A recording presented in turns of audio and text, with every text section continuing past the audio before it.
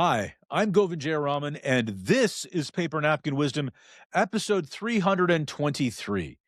Today, our guest is David Miller, an entrepreneur, a leader, a coach, and someone who has spent years in environments where composure matters.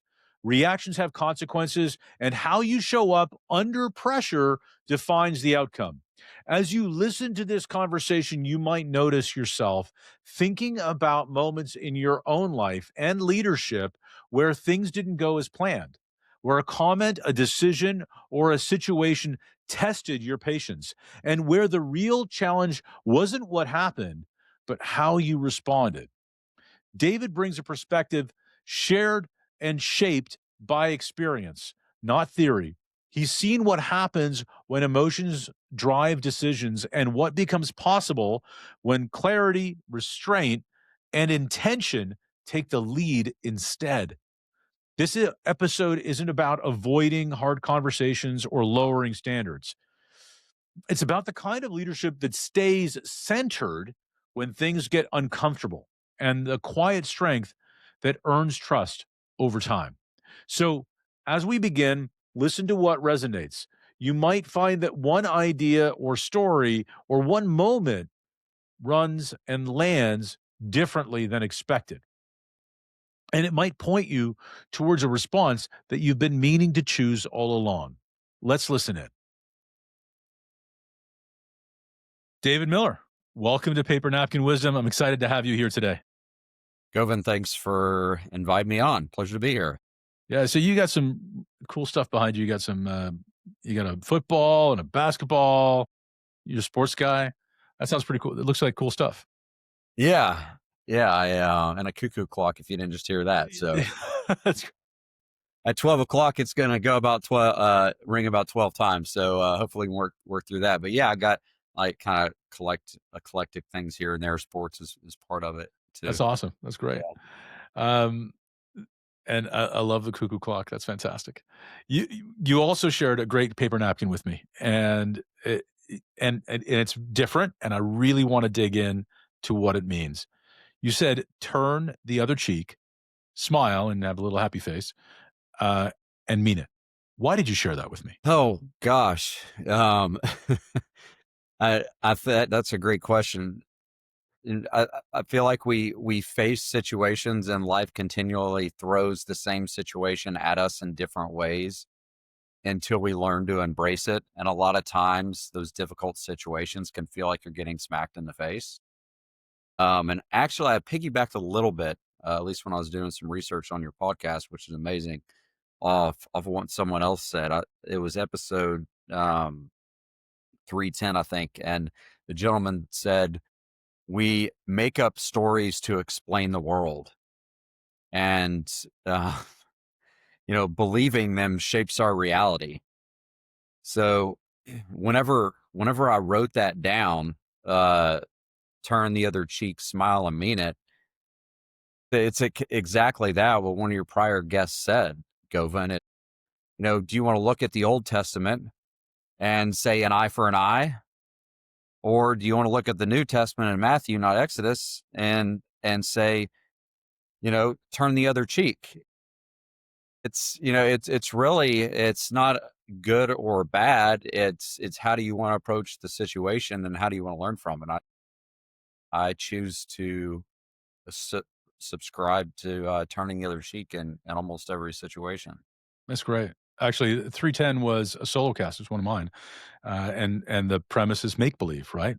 We make a story and then believe it. And it's neat that resonated with you because I really see that in what you're saying, because you're allowing yourself to even in thinking about Old Testament versus New, you're picking the story and then going with it. So turning the other cheek, smiling and meaning it, to me also means incorporating what's happened as opposed to distancing yourself from what's happened. And I think that's another part of what you're trying to say here, right? Like, isn't it really important as leaders that we don't just push away these hard things that happen to us? We incorporate them in what we do. And we can't do that if we're pushing them away, if we're punching back at it. We have to incorporate it. Yeah, yeah, I agree with you. So how did you learn that? Where did that come about? I mean, you're a serial entrepreneur, you've been doing business for a while.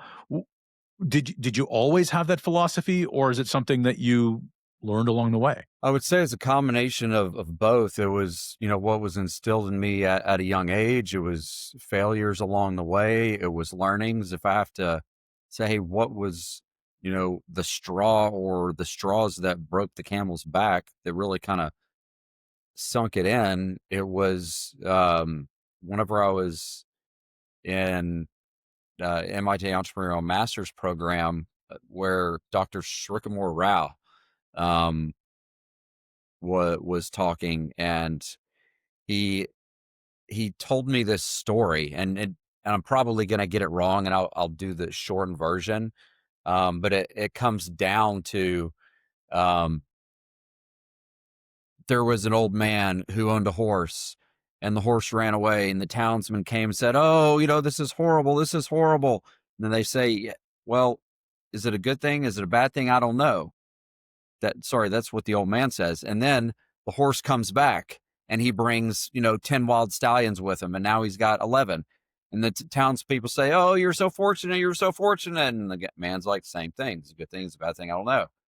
And then one of the horses kicks his boys and breaks his leg. And then, now the townsmen think it's bad. And then they call people for war, and he doesn't go. And the townsmen say, "Your son's so lucky." It's kind of a whole repeat.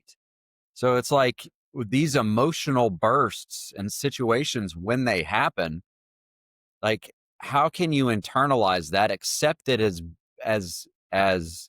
a gift coming to you from the universe that you can learn from, and not label it as good, not label it as bad. Just say it is what it is, and I'm feeling what I'm feeling because that's what I'm supposed to feel. And of course, acting on that emotion is something totally different, right?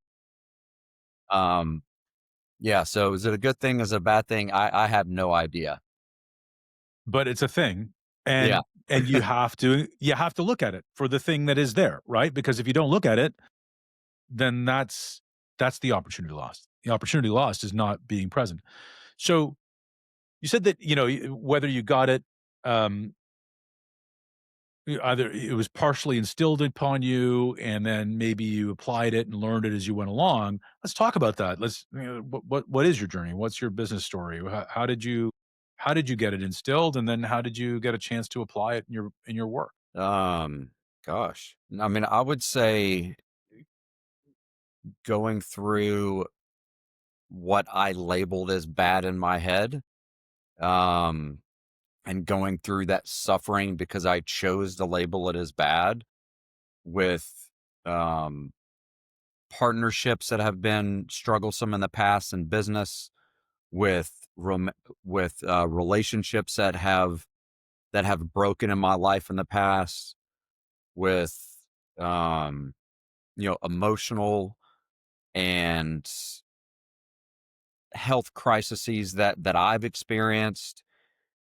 It's a culmination of the spiritual, the mental, and the physical, quote, failures that I've labeled as bad.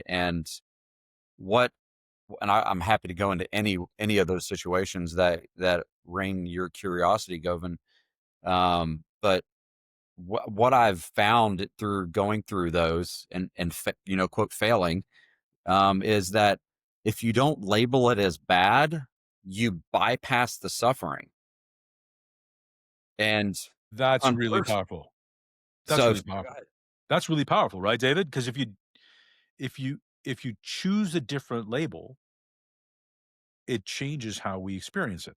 So let's go into an example. Let's talk about how you took a bad business experience, quote unquote bad business experience, and changed the label. What did that look like? so I gosh, so many of them. Pick the first one that comes into your mind.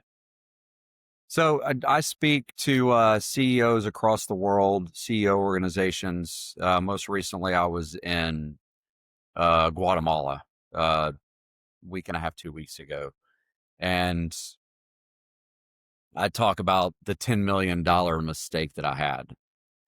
And, I trusted a hedge fund trader to run a fund for my financial conglomerate that I had built over 15 years. In a matter of seconds, he lost millions of dollars because he traded against the strategy.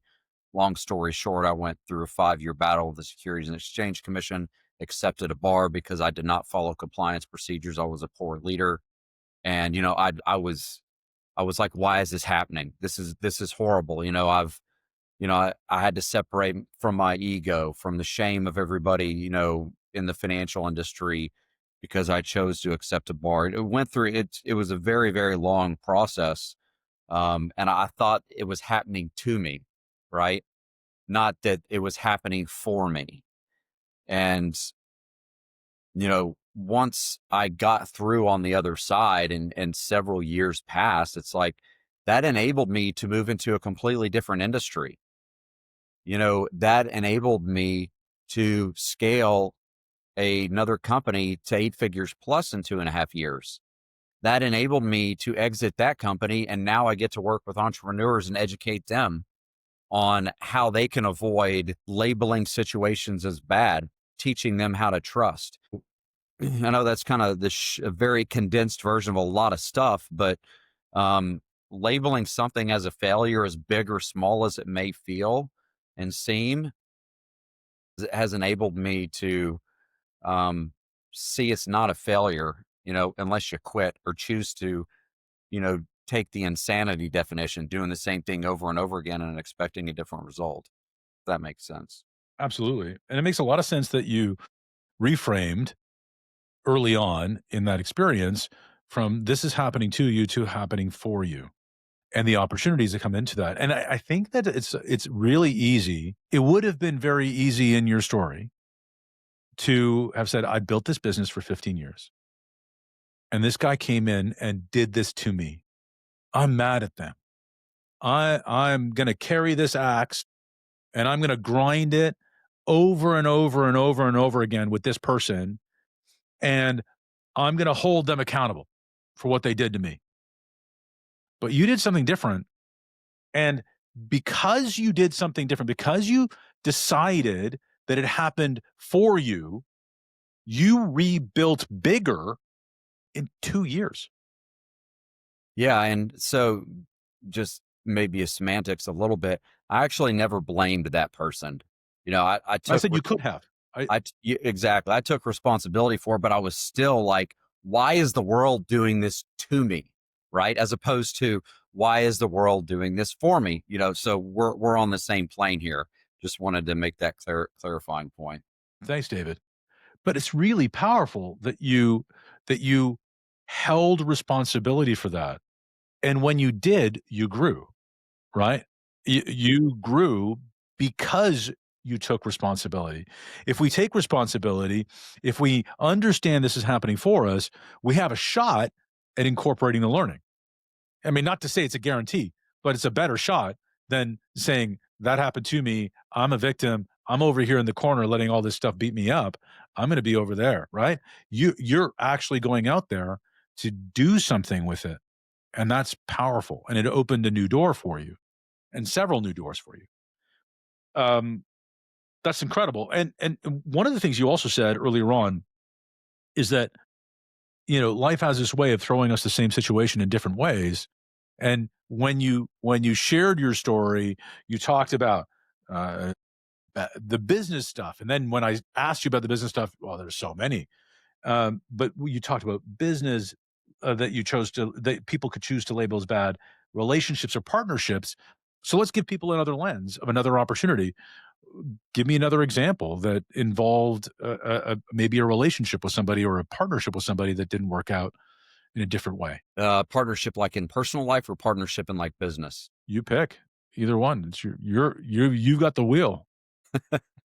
So that first situation I described was a very emotionally turbulent and strugglesome situation as I experienced it, and that unfortunately led to my wife my ex-wife's and I's relationship ending, and um, so she filed for divorce because like the emotional damage that was done during that process was more than most anyone could handle, and I completely understand why she did it.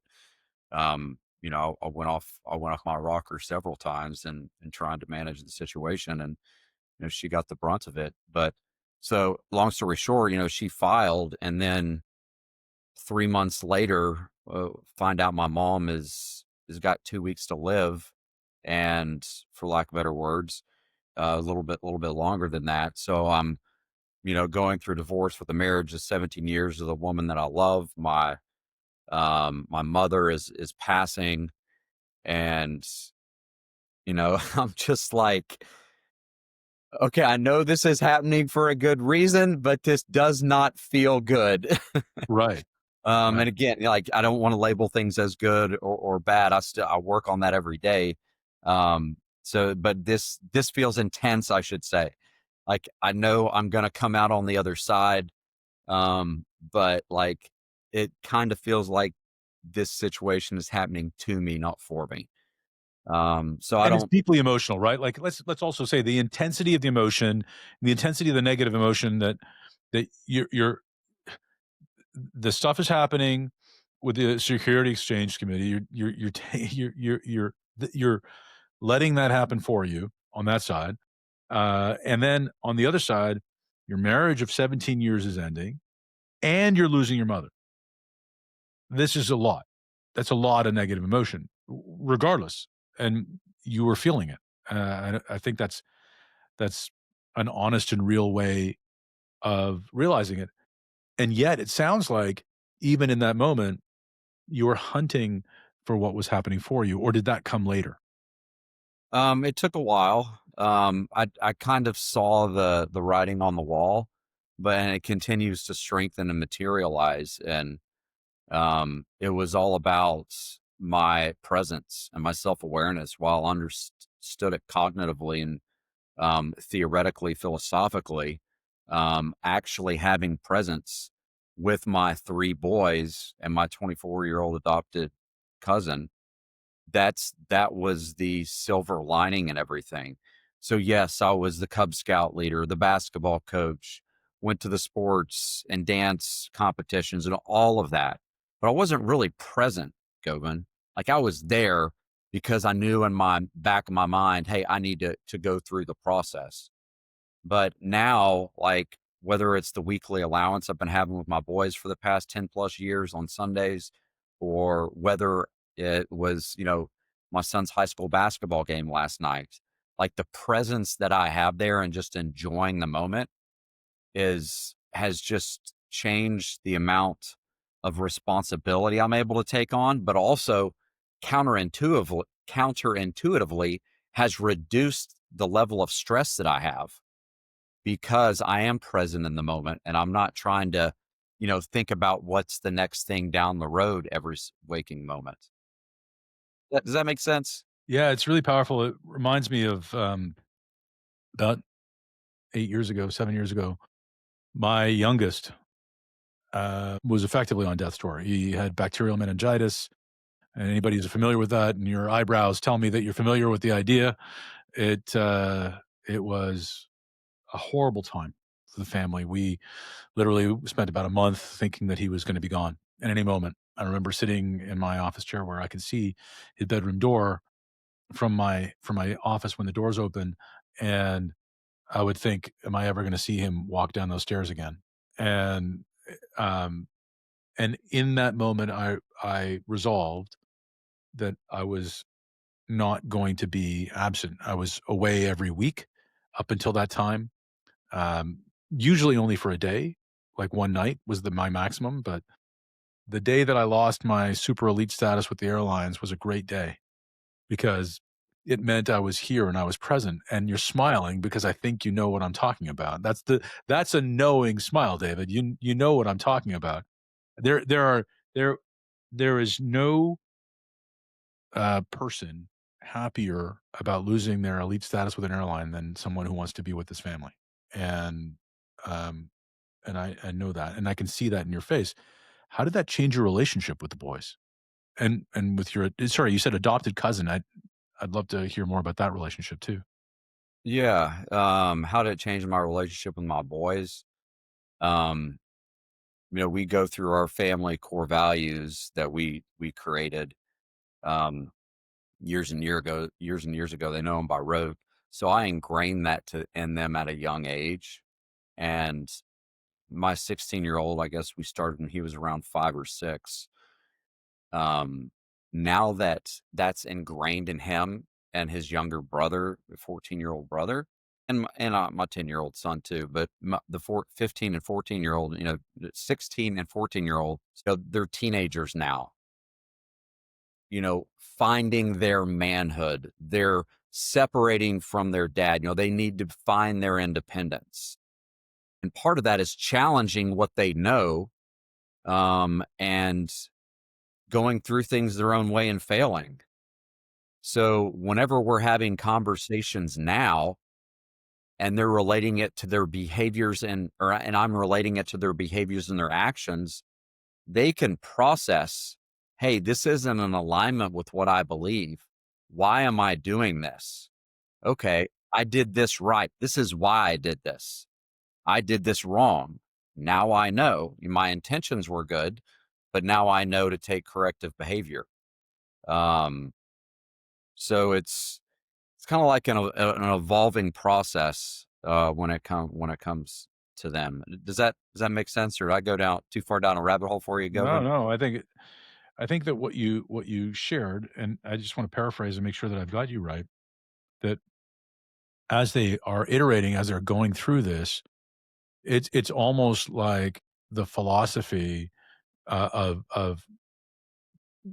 smiling and meaning it, like taking the experience and absorbing it from the position of what this is happening for me, smiling and meaning accepting it allows them to be in the present tense about what they did to impact their outcomes and how they can impact a better outcome for themselves by being more present, by being more themselves, by bringing more of themselves to a situation as opposed to not acting in a manner that's consistent with who they are, right? They're learning the value of becoming who they really are. And you're doing that um, by supporting them through that process. And I think that's a really powerful thing. Did I misunderstand that? Nope, spot on. Yep, spot on.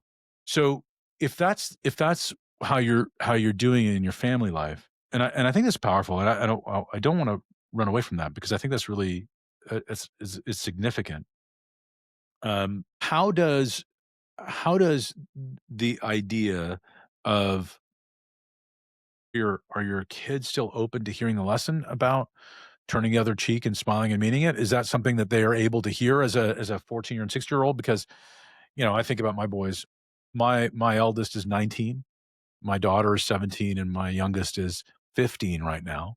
And the three of them are fiercely independent and they have their own ways. But we have this role of influence in them, and I see that you take that very seriously.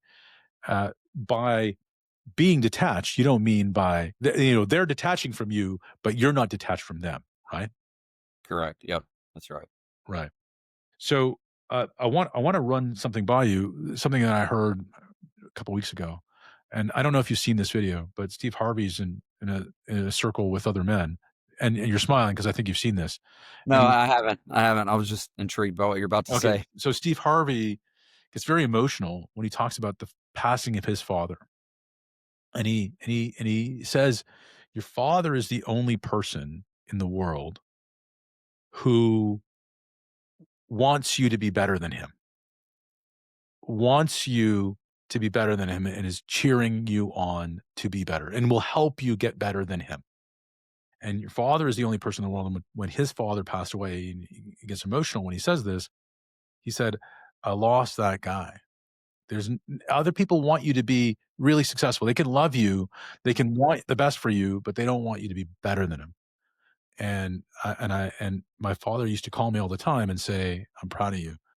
How does that land with you? I mean, in the terms of what does that story mean to you? Does that resonate with you? What do you think about that in terms of your relationship with your kids?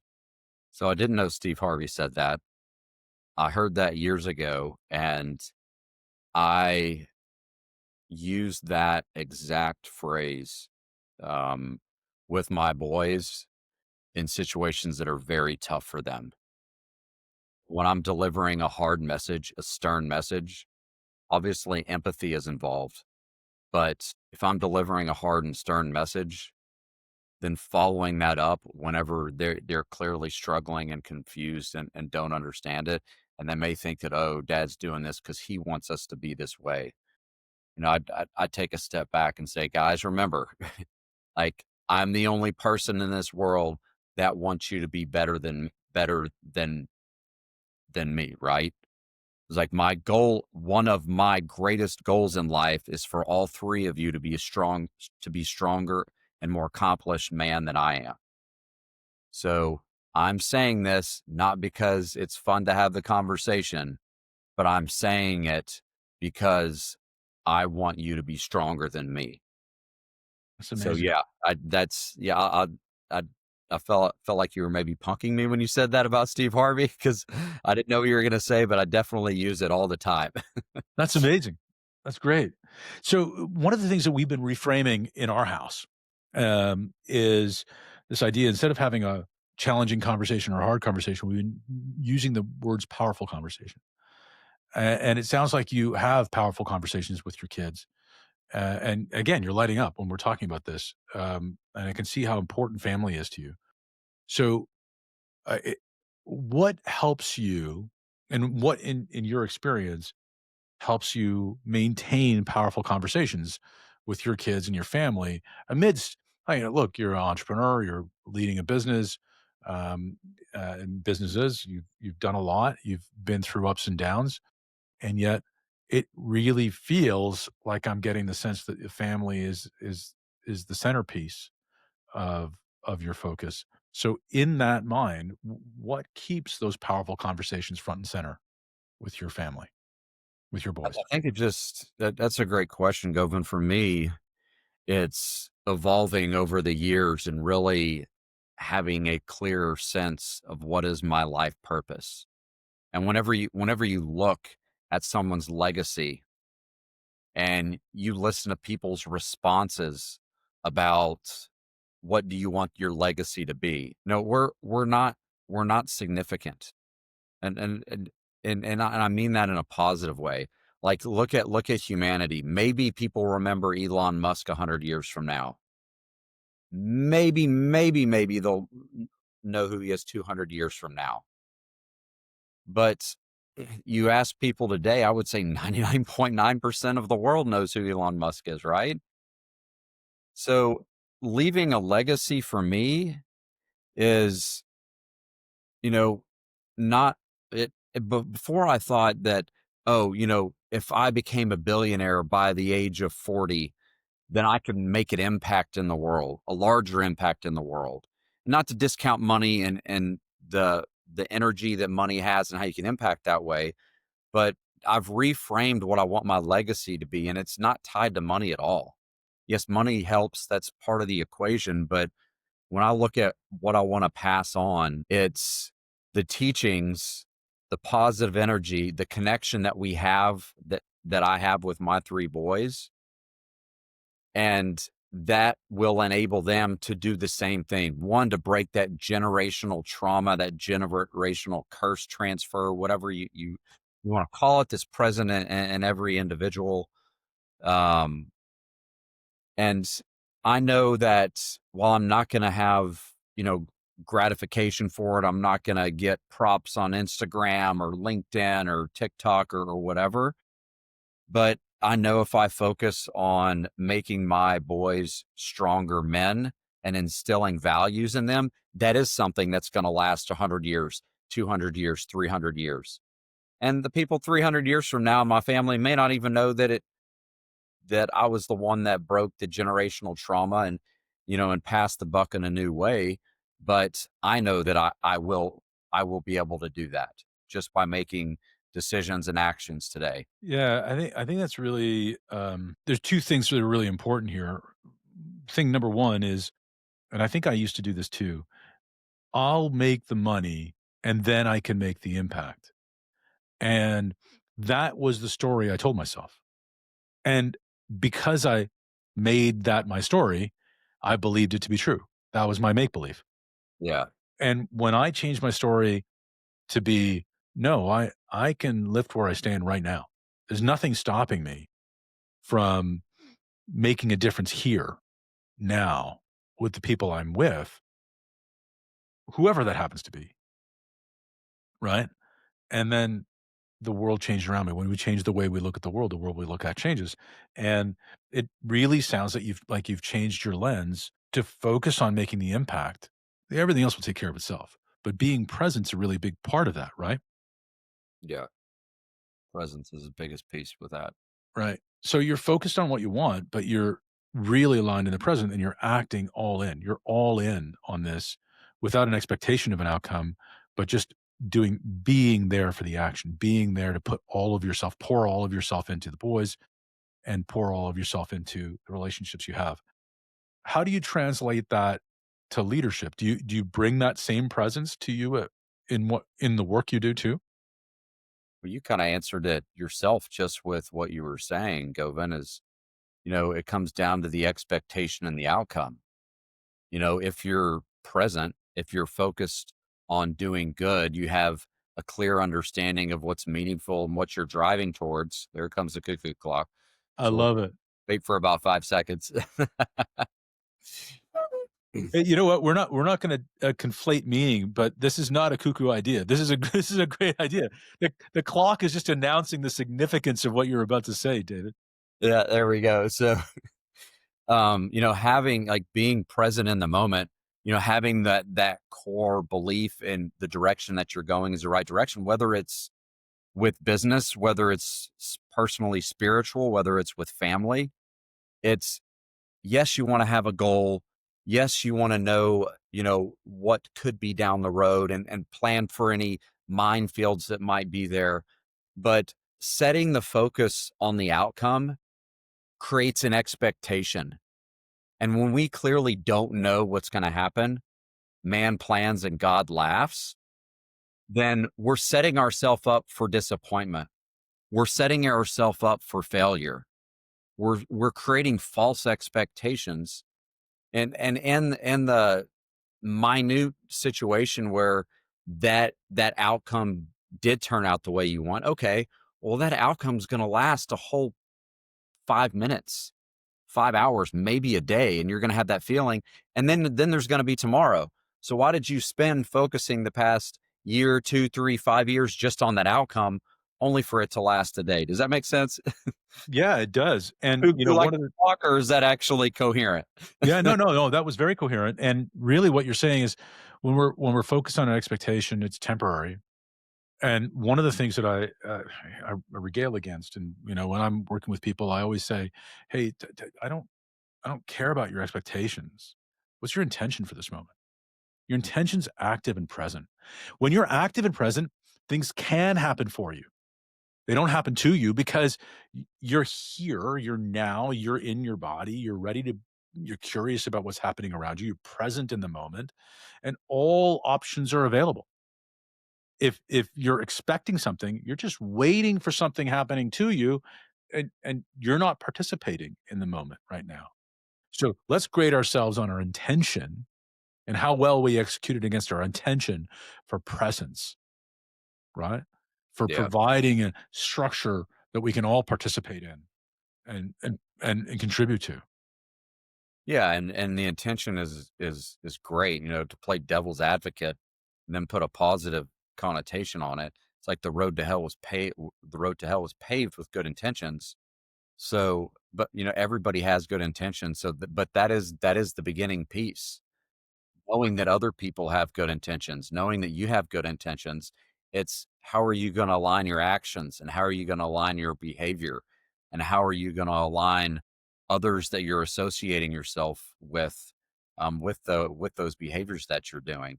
So, we can, get, a quote, an outcome that we're not setting expectations around. Right. But if we act all in and release the outcome, eventually it catches up, Yeah. right? If we're simply making an exchange and watching for that outcome, it runs away from us. And I think that's why your intention-based napkin is so powerful, right? Turn the other cheek, smile, and mean it. Like, accept it, take it, receive it. It's a gift. Receive the gift. But you have to be open to it, don't you? Yeah, I think so. I mean, if you get smacked in the face, how easy is it to cast a stone at the other person or point at him or shame him or blame him? Or how easy is it just to avoid it and walk away and feel like a victim? There's so many different ways that you can take that. But who actually gets smacked in the face? Like, maybe not that moment, they don't feel it. Maybe let some of the anger or fear or whatever's going through you pass. But how many people actually say, "You know what? I theoretically just got smacked in the face, and this is a really good thing." Don't know why, or maybe I do, but, I don't know. I don't really exactly know why, but I know it's a good thing because the world happens for me, and it's an opportunity to learn. One of the things that I love about Elon Musk's $1 trillion compensation package is that, and people spin it a lot of different ways. Oh, he's greedy. Oh, he's awesome. He needs. d- d- if you listen to him as to why he wanted, and for lack of better words, demanded that $1 trillion compensation package, was so he could protect the greater good. People are like, "Oh, yeah, well, you can protect the greater good with $1 trillion. Who wouldn't do that?" No. Yeah, yeah, if you look at the situation, first of all, Tesla has to achieve, an $8.5 trillion market cap and a lot of other contingencies for him to get that. But in the past, as there have been situations where, activists have tried influencing his departure from Tesla. And he said, "You know what? If I don't have at least 25% voting shares, I'm not going to have some activists kick me out of my company when I've done everything right." And then this is the sticking point for him. And now I have robots that we've created tens of millions of robots for this in this world, have them take control of it and influence the ethical pieces of what are essential for, artificial intelligence and robots. Mhm. So I kind of went down a rabbit hole there, but that's something that's happened just here over the past couple of weeks where I love it when it comes down to capitalism and intentions and doing good for humanity, etc. Yeah. I think there's a lot there, and that is another entire napkin, which we can talk about another time. David, we're at the time of the show where we evoke some gratitude. So thank you for being on the show. But this comes back from a napkin that I got from a great friend of the show. His name was John Rulin. He gave us a napkin. It was what you appreciate appreciates. And his vision was that when you appreciate somebody, when you appreciate something, it appreciates in value, not just for you, but for the world. And he suddenly passed away a year ago. And ever since then, we have been paying forward his movement of gratitude and appreciation by asking every guest to shout out somebody that they would like to appreciate. Who would you like to appreciate and shout out today? I'd like to give a shout out to my dad, Kenneth Miller. We are polar opposites. We've always had a great relationship, but we always butt heads, in a very civil way. We're just two completely different people. And, over the past year and a half with my mom passing, with my divorce, I have been living with him, out of being quote forced into it, out of choice, whatever you want to call it. But, we've really had to learn how to live together, knowing this happened for a good reason. And I'm so grateful for learning more about my father now that he's, I'm gonna get this wrong, 75, 74 this Christmas. I've learned more about him over the past year than I have my entire life. And I'm so grateful for learning about the man who, um, wants me to be a stronger man than him in a way that I never thought I'd be able to. Oh, it's powerful. And what a gift. Um, Thank you for joining me. Thanks, Govin. I appreciate you. That was David Miller, and what a grounded reminder he brought us today that truth strength is revealed not in reaction, but in response. And as you sit with that idea, you may already be noticing moments in your life, your leadership, or your business where this wisdom has been quietly been waiting for you. Moments where reacting felt automatic, moments where restraint could have changed the tone of the entire room, moments where choosing composure might have protected something that mattered. David showed us that turning down the volume doesn't mean turning away. It means staying centered. And when leaders can hold their own ground internally, even when under pressure, trust grows, clarity sharpens, and relationships remain intact. Here are a few takeaways from today's conversation. Number one, emotional control is a leadership advantage. Not every situation requires a counter reaction. Composure communicates confidence and authority. What you release internally shapes how others experience you. And long term respect is built through intentional responses. As you reflect on what stood out to you, you might begin noticing which parts of David's napkin are speaking to you right now. Is it the pause you didn't take? Is it the moment you choose calm instead of control?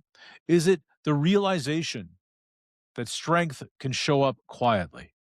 Wherever you land, take a moment and share your insight on a napkin. Yeah, a real one. Snap a photo and share it with the world using the hashtag Paper Napkin Wisdom, because someone out there might need the reminder you just discovered. And if you haven't yet, take this moment to subscribe, leave a review, and share this episode with someone who leads under pressure or someone who needs to learn this message. You never know, your share might be the pause they've been needing. Remember, small wisdom written down simply can change how we show up, and sometimes the strongest move is choosing how to respond. Make it a great day.